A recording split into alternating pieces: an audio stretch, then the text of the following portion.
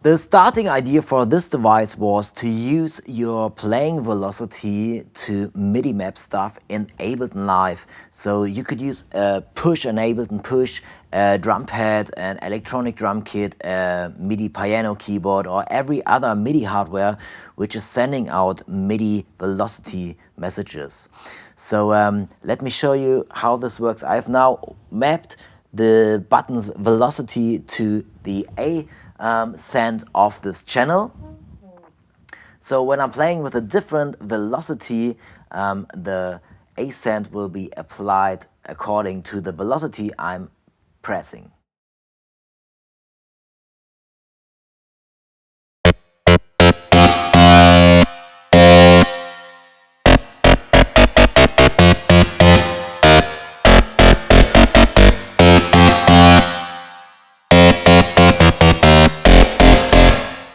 This means every MIDI mappable parameter in Ableton Live can be controlled by any device which is sending out MIDI velocity messages. Let me show you how you can set this up.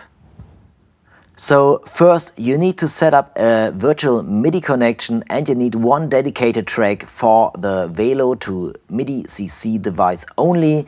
So you will be able to send the MIDI from this device out to your ISC driver or to Loop MIDI if you are on a Windows machine. So you will route this MIDI CC values which are created here to this virtual driver, and then this will be sent back to Ableton, and you can then MIDI map stuff, every MIDI mappable parameter in Ableton to your playing velocity.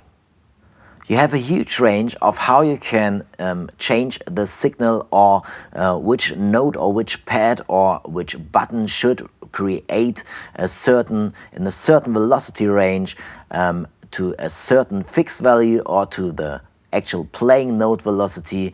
This whole thing is creating this MIDI control change signal. You can set them on the same control change number if you want to apply it to the same effect, or you can change it to different control change channels, control change numbers if you want to, and you can change the duration and the fade of a signal. You have a monitor output here, and you will get a monitor in as well, so you will always see which note you are playing with which velocity.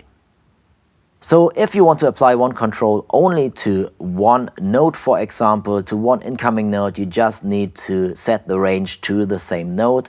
So now just from the F0 to the F0, if I got it right in here.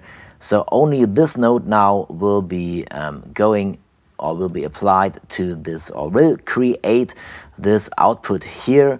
You can set a range, let's say only if you want to hit it hard, or only if you're hitting it hard, it will be triggered.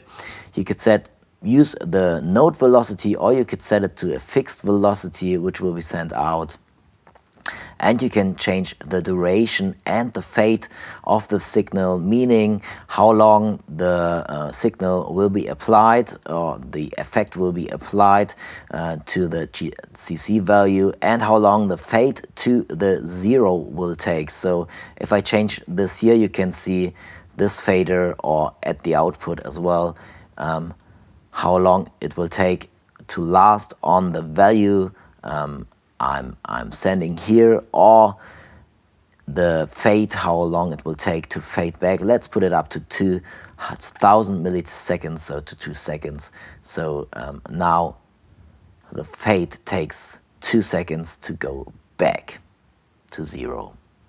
If you want to go deeper, then you can apply in the MIDI map menu the different values. So let's say if you only want the minimum value to go down to -12 dB, you could set this here, and the max value, maybe let's put it up or put it down to -1 dB. So now you can have even more deeper control in your MIDI map menu.